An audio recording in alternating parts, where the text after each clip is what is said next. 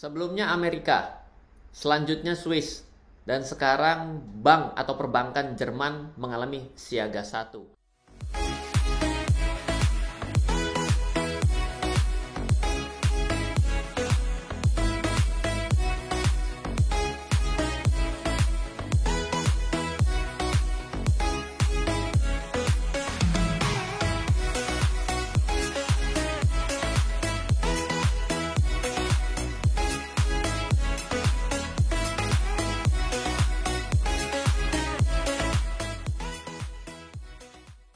Welcome back di RF Channel on YouTube, back with Ryan Filbert, dan tentunya masih bersama forexcmf.com. Ini adalah tanggal 27 Maret 2023. Tanpa kita sadari, kita sudah melewati 3 bulan pertama yang sangat banyak berita-berita negatif yang ada di market dan juga di pasar keuangan secara global. Tentunya ketika kita bicara setiap hari Senin, kita membahas mengenai market dunia, market global, dan jangan lupa juga setiap hari Selasa kita ada live bersama Forex IMF juga jam 8 malam di RF Channel on YouTube, di mana kanal ini memang saya dedikasikan untuk kita belajar dengan baik dan benar. Saya sejak tahun 2004 sudah belajar mengenai instrumen investasi dan keuangan, masih belajar, masih banyak salah sampai dengan hari ini, namun bukan artinya kita tidak bisa saling berbagi atas dasar pengetahuan yang kita lewati selama ini. Dan tentunya juga teman-teman bisa melihat konsistensi kami, konsistensi saya dalam mengedukasi dari hari ke hari, walaupun ada hal yang mungkin agak bergeser, mungkin ada hal yang harus saya revisi. Dengan segala kerendahan hati, saya juga selalu mengupdate kepada teman-teman semua. So, didukung oleh Forex IMF, memiliki semangat yang sama, yaitu sebuah pialang berjangka terdaftar dan diawasi Bapepti di Indonesia, ingin mengedukasi masyarakat Indonesia terkait dengan Forex Commodity Index derivatif yang bisa dilakukan setiap hari selama 5 hari dalam seminggu. Kita bisa bertransaksi mata uang derivatif, kita bisa bertransaksi komoditi, emas atau silver, kita bisa bertransaksi indeks. Dan kalau Anda belum memiliki akun, Anda bisa mencoba untuk trial, untuk bisa mencoba demo account dengan mendaftarkan diri di foreximf.com sekarang juga. Oke, kita akan mulai pada video kali ini adalah ada satu berita Dutch Bank. Ya, maafkan saya kalau ternyata saya salah dalam mengeja atau spellingnya. Dutch Bank, bank di Jerman yang terkenal dan nomor 1, juga mengalami siaga 1 pada perdagangan minggu kemarin. Jumat kemarin saham Dutch Bank drop lebih dari 11%. Untungnya tidak ditutup di titik terendah. Jadi sudah ada 2 kali kalau Anda perhatikan secara technical analysis.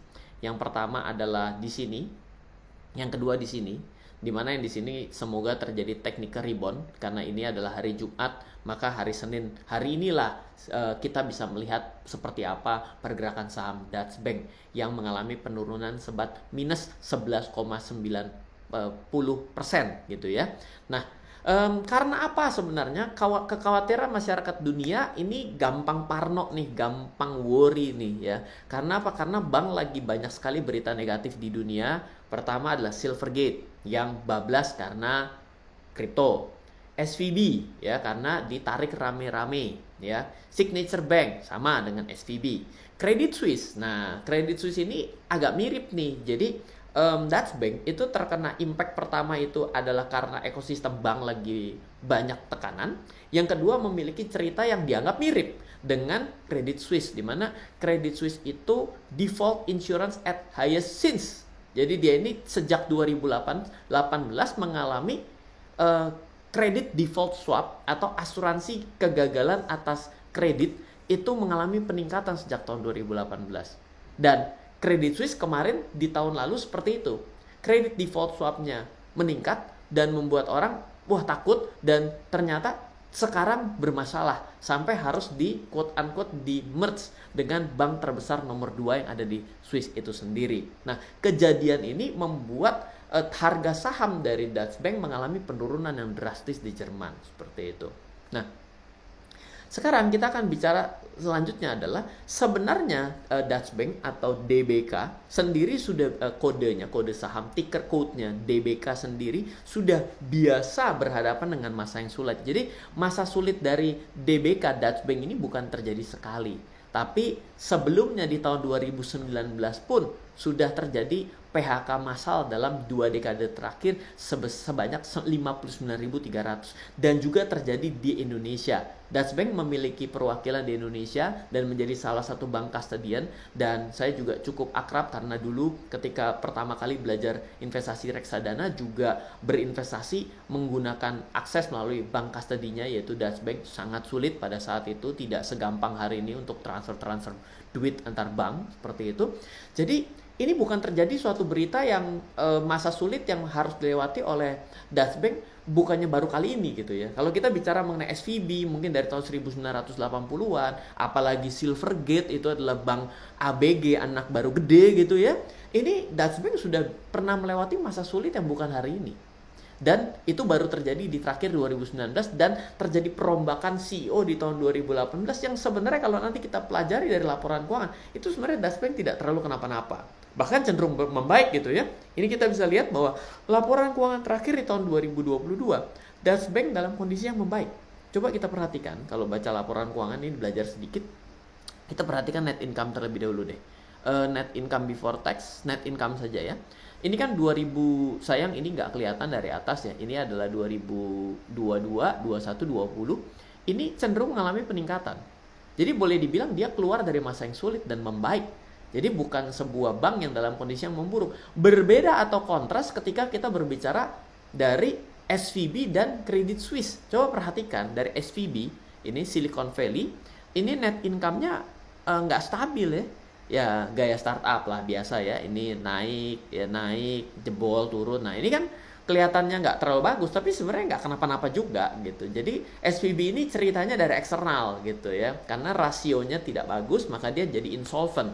Nah sedangkan kalau kita bicara mengenai Credit Suisse, oh ini seram memang. Coba diperhatikan ya, atas turun minus besar. Nah ini udah ciri-ciri nih kalau udah kayak gini gitu. Jadi beda cerita kalau kita bandingkan dengan Dutch Bank sendiri seperti itu. Nah dalam keadaan yang tidak menentu ya, uncertainty itu tidak menentu, dan dalam keadaan market yang downtrend, memang kita pada akhirnya begini loh. Kita harus sadar dalam keadaan market yang baik, dalam market yang buruk, sebenarnya bila kita ingin mau jujur, kita mau mendapatkan uang dari market. Dengan cara apa? Dengan berinvestasi. Dengan kita berinvestasi kita mendapatkan dividen. Tapi ketika dalam keadaan yang buruk, apa iya akan membagikan dividen? Tentu tidak. Laba akan ditahan. Andaikan laba, untuk tujuannya apa? Untuk berjaga-jaga kalau terjadi winter kembali. Pasti begitu. Tapi ketika kita mau melakukan trading dalam keadaan market yang sedang downtrend atau market yang tidak pasti, maka kita akan memilih untuk lebih jangka pendek. Betul? Yang kedua adalah pentingnya untuk melihat arah pergerakan. Artinya apa? Kalau kita melihat yang namanya kita beli sahamnya, marketnya lagi downtrend, kita beli saham. Beli itu kan berarti untuk tujuannya naik. Betul nggak? Apakah bisa kita paksakan pasar harus naik? Nggak bisa, karena market yang menentukan.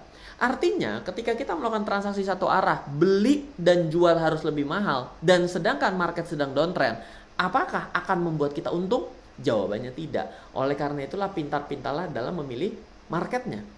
Kalau kita melihat dalam market satu arah, maka ini adalah kelemahan dalam keadaan downtrend dan uncertainty buat saat ini. Tapi ketika kita melihat marketnya dua arah, misalnya Anda melakukan transaksi pada trading derivatif, misalnya ada trading forex misalnya. Ketika ada trading forex, sebenarnya kan marketnya dua arah ya. Euro US dollar, contoh Euro US dollar. Artinya adalah ketika Anda buy, berarti Anda membeli euro. Berarti Anda berpikir bahwa euro akan naik. Tapi ketika Anda melihat bahwa euro akan melemah, berarti kan Anda akan melakukan sell. Artinya adalah Anda menjual euro Anda untuk US dollar. Berarti kan ini menjadi dua arah. Sama dengan Anda membeli emas atau menjual emas. Anda memilih XAU USD. XAU USD juga dua arah. Dalam perdagangan derivatif, Anda bisa pergi ke broker forex atau pialang berjangka seperti Forex IMF. Maka ketika harga emas Anda pikir akan mengalami kenaikan karena kondisi global yang tidak baik, Anda memilih posisi buy. Berarti XAU di buy, USD tukar dengan XAU. Sedangkan ketika Anda melihat bahwa market akan sudah saatnya turun karena kenaikan yang cukup kencang, maka Anda akan mengambil posisi sell. Artinya apa? Berarti Anda sell XAU-nya, Anda pegang USD-nya. Betul nggak? Berarti dengan Anda melihat seperti ini, berarti Anda terbuka potensi dua arah. Ini yang berbeda ketika Anda harus fight, harus naik. Seperti itu. Jadi penting ya untuk kita bisa memilih instrumen apa yang tepat untuk kita transaksikan dalam keadaan market yang tidak pasti dan juga cenderung downtrend. Mungkin ya bagi orang ya pusing ya dengan keadaan begini. Tapi kenapa Anda harus perhatikan? Karena Anda akan dilematis juga di sini. Apa itu? Trading plan. Kalau Anda beli saja untuk saham katakanlah, dan ternyata Anda stick kepada trading plan, berarti Anda akan menjalankan trading plan Anda stop loss ketika market turun. Betul dong? Atau Anda akan longgarin trading plan-nya. Ya, stop loss saya akan adjust lebih lebar. Tapi kan ketika Anda adjust lebih lebar, berarti kan Anda juga akan mentoleransi penurunan yang lebih dalam lagi kan? Berarti kan di sini akan menjadi dilema untuk Anda. Oleh karena itulah, biasanya saya sarankan dalam keadaan uncertainty lebih baik kita melakukan trading pada yang namanya market dua arah. Tapi tanpa pengalaman yang cukup, Anda juga akan bablas juga. Jadi makanya perlu yang namanya pengalaman dan pelajaran seperti itu. Dalam trading dua arah kita bisa memanfaatkan market turun sebagai short position. Oke. Nah, investasi tantangannya adalah ketika Anda berbicara mengenai investasi, kesabaran dan tetap punya uang adalah dua kuncinya. Kenapa? Karena ketika kita membeli, apakah pasti akan naik setelah itu? Tidak. Tapi ketika kita sudah tahu bahwa ini akan membaik, kita tidak pernah bisa menentukan kapan waktu yang tepat ini market akan membaik. Sekarang saya mau tanya, dengan keadaan seperti tahun 2023, dengan Amerika cenderung melakukan peningkatan suku bunga dan sudah dikemukakan gitu ya oleh bank sentralnya demikian gitu ya. Apakah Anda yakin bahwa 6 bulan ke depan akan membaik? Nggak tahu. Tapi apakah Anda merasa bahwa pada saat ini harga saham dalam keadaan yang cukup murah? Cukup murah. Tapi apakah benar ini adalah titik yang paling murah? Tidak ada yang pernah tahu. Saya sih dengan segala kerendahan hati dan kerendahan diri mengatakan saya mah nggak tahu tuh. Pasar akan naik sejauh mana dan turun sejauh mana, saya nggak tahu. Technical analysis, yes saya tahu. Tapi walaupun kita melihat support dan resisten, itu adalah just support dan resisten. Di bawah support saat ini ada support selanjutnya. Di bawah support selanjutnya ada support selanjutnya. Di bawah support selanjutnya ada support selanjutnya. Dan demikian untuk titik tertinggi. Siapa yang pernah mengatakan bahwa harga emas dunia termahal adalah 2100? Nggak ada yang tahu. 2700 belum pernah tercapai. Tapi apakah tidak mungkin untuk pergi ke 2700? Tidak tahu. Apakah menuju 2700 dengan turun dulu ke 1800? Nggak tahu juga. Betul nggak? Oleh karena itu, ketika kita melihat kecenderungannya harga emas dunia pun akan naik karena cadangan yang terbatas dan lain sebagainya, mindset investasi yang ditanamkan di sana.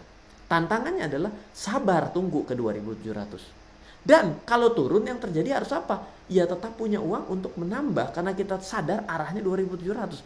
Ya apa ya banget. Jadi investasi tantangannya adalah dua ini. Jadi jangan lupa ketika kita berbicara mengenai market turun juga pasti akan pernah market naik. Biasanya market turun dan market naik itu paling konservatif itu 1:1. Kalau super konservatif adalah turunnya setahun untuk pulih 5 tahun. Itu super konservatif tuh. Tapi ada market yang agresif. Contoh kita melihat dari pelajaran terakhir dari Euro US dollar. Euro US dollar dari masa sebelum penurunan dari tahun 2020-an, maka dia pernah turun selama 764 hari dan dia naik dalam waktu 200-an atau 300-an hari. Jadi saya gambarkan yang ini. Turun dan naik.